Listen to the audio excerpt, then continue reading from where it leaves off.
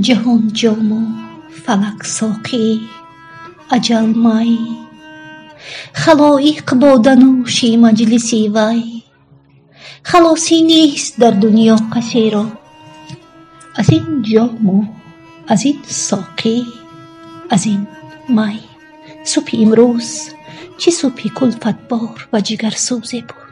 این صبح ستاره کوش چراغ عمر باز یک اختر درخشان صنعت تاجیک از تندباد اجل خاموش گشت. اژدر خوناشام مرگ بیرحمانه به گریبان مردی بزرگ پنجه زد که شبیه آفتاب و اطرافیان نور و ضیا می پاشید. خورشید تابانی که ما را ابدا ترک گفت. هنرمند ناتکرار، یکی از ستونهای استوار حجو تاجیک، هنرپیشه خلقی تاجیکستان علاوالدین عبداللهیف بود که سر صبح صالحان خبر جگرسوز و جانگداز مرگ نابهنگامش در سامانه و رسانه و شبکه‌های اجتماعی پهن گشته دل تمام مخلصان صنعت اصیل را به درد و سوزش آورد. با شنیدن خبر مرگ این مرد بزرگ زبانم لال گشت، هوش از سرم پرید. عقلم دلم نمیخواست باور کند که رشته عمری چنین مرد بزرگ که وجودش سر تا به پا از گل هنر سرشته شده بود یک بار کنده شده دیگر هرگز از شوخی های نمکینش لذت برده نمیتوانیم. خود به خود زیر لب می گفتم نه، نباید چنین باشد. آخر او هنوز جوان بود. بله خیلی جوان بود. در دل خدا را زاری می کردم که الهی این خبر شوم دروغ باشد. اما دریغا و دردا که از پنجه گیرای اجل کسی را در این دنیا راهی گریز نبوده است. حضرت بدیل بر حق فرموده است عشق یک لحظه به مژگان بار است، فرصت عمر همین مقدار است. آره، حیات آدمی با اشک سری مژگان میماند.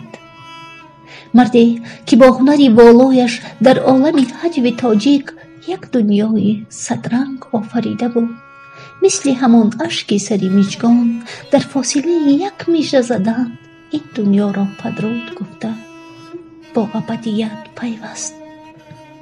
بسان ستاره درخشانی که یک بار از آسمان کنده شده در یک چشمک زدن ناپدید می گردد، این فرزند فرزانه ملت تاجیک در یک لحظه از دهر دو در بدر شد و از او فقط خاطره و خیال و یاد شیرینی باقی ماند و خلاص.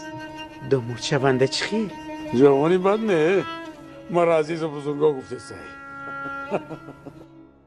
فریاد ز دستی فلکی جام کبود، فریاد ز دستی فلکی جام کبود، یاران مرا یگان یگان آمد و برد. گر این باشد عادت چرخ کبود، یک روز دیگر نوبت ما خواهد بود. یادم می آید علاوالدین عبداللهیف در یک صحبت خاصه نیم شوخی و نیم جدی گفته بود مرا مادرم در صحنه زایده است. بسیاری ها در آن محفل این حرف هنرمند مشهور را چون یک هزل شیرین قبول کرده با ذوق خندیدند، ولی در اصل خداوند او را برای به دیگران شادی و نشاط بخشیدن، برای صحنه، برای تئاتر تاجیک آفریده بود. اگر چنین نبود مگر می توانست به تنهایی در یک وقت چند نقش را بازی کرده صحنه های جالبی آفرد که بعضا اهل یک تئاتر کلان از عهده آفریدن چنین صحنه های نمکین نمی برآیند. علاوالدین عبداللهیف فقط یک هنرمند نه، یک تئاتر کامل بود. بله، یک تئاتر بزرگ کسبی که در وجود یک هنرمند جای گرفته است. او در یک نمایش می توانست هم مرد باشد، هم زن، هم شاه باشد، هم گدا، هم دکتر، هم آموزگار، هم رئیس و هم عرابه کشی بازار. با آنقدر طبیعی نقش می‌بازید که کس اصلا اکتیار بودن، هنرمند بودنش را فراموش کرده خود را در کنار قهرمان آفریده علاوالدین تصور می‌کرد و از خنده رودکن می‌شد. دریغ و داد از دست اژدر مرگ که چنین مردی بزرگ را از ما ربود. هر یک صحنه‌ای که این هنرمندی اصیل آفریده است یک داستان است، یک داستانی پر از پند و حکمت روزگار.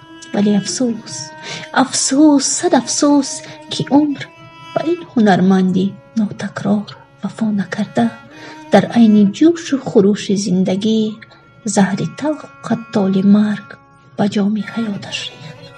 علاوالدین عبداللهیف به مثل بلبل عمری کوتاه دید، ولی این ابرمرد صحنه تاجیک توانست در عمر کوتاهش چنان شاهکاری های آفرد که نام او را ابداً زنده و جاوید می دارند. ستودن وصف کردن هنری علاوالدین عبداللهیف کار سنگین و بسا دندان شکن.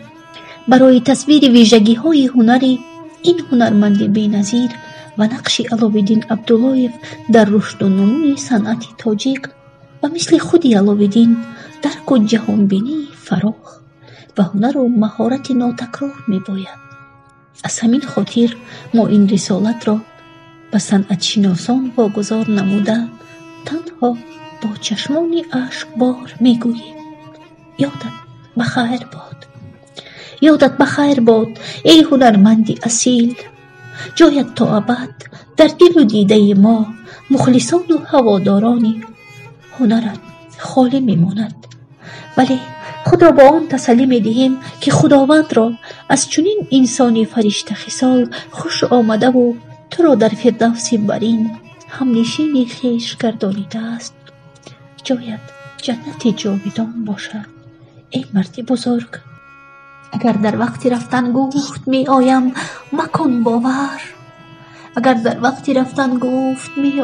مکن باور که او جان است و چون جان می رود دیگر نمی آید.